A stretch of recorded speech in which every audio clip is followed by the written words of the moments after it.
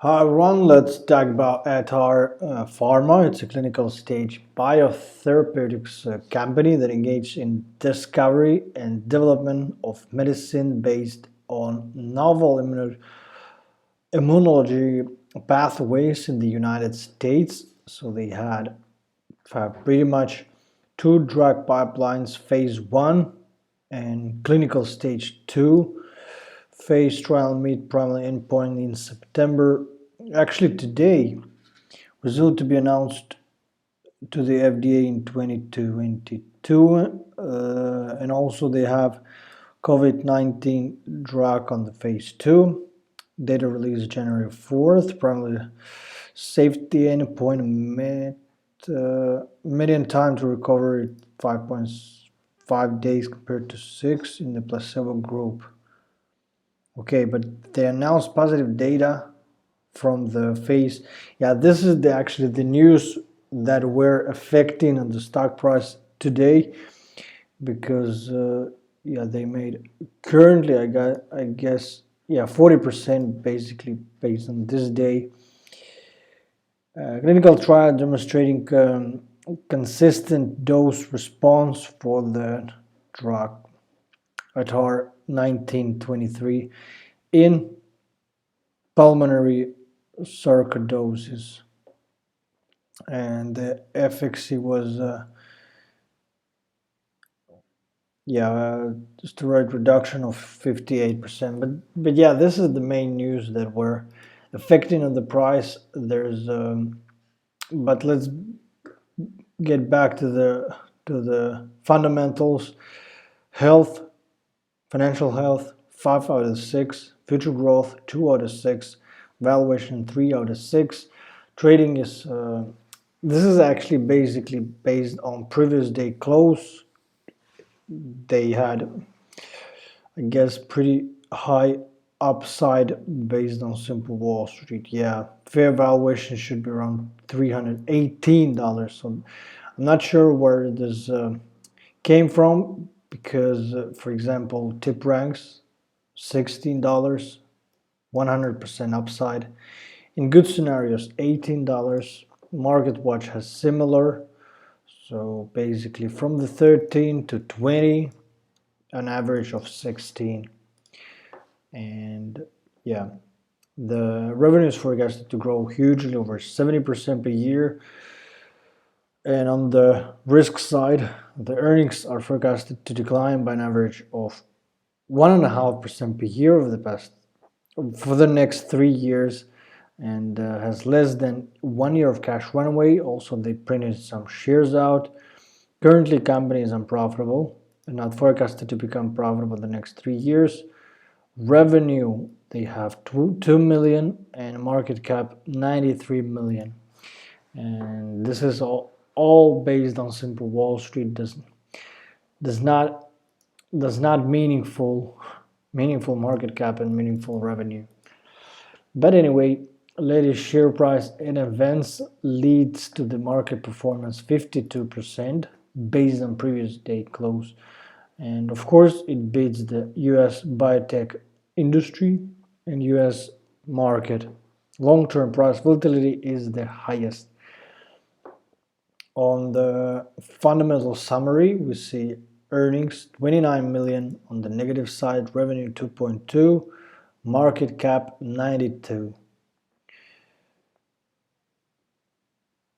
Yeah, as I said about the valuation side, future growth for the company is forecasted that annual earning growth would decrease by 1.5%. So I don't understand this kind of movements when the revenue is forecasted to grow and not even earnings are forecasted to be positive dynamic. So basically this means that they just put the shares out, and also with the decreasing of the earnings, because somehow they need to refinance their earnings. So if there is currently minus 29 million, so the money should come from some way, and the way is that they just print the shares out. So this is the good for the company actually, but for the shareholders, they might be, if we open the all time, this is what it means for the investors. So unfortunately, all time of this company is minus 97%. So those who invested earlier are now sitting with almost zero from the money that they invested in, for example, 2015. 5 years ago, those who invested are minus 82, and those who invested in the peak are minus 90. The lowest point though was 96, I guess. Yeah, this is unfortunate, but for the company, for the research, for the drugs that companies are making, for the patients, for the clients, this is very good. But for the investors, maybe for the traders, so they trade, and if we open short frame, 65% past month. But for the investors, okay, this is 1 year return given over 100%, but still.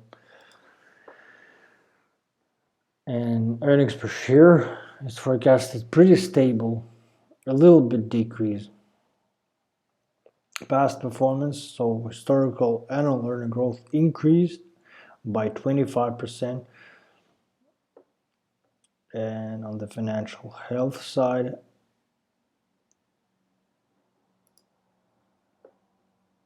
we see that the company is debt-free, which is very good. And they have cash for 44 million, equity 40 million. Balance sheet looks mostly green. Let's keep the management and to the insider transactions. Yeah, there's on both sides.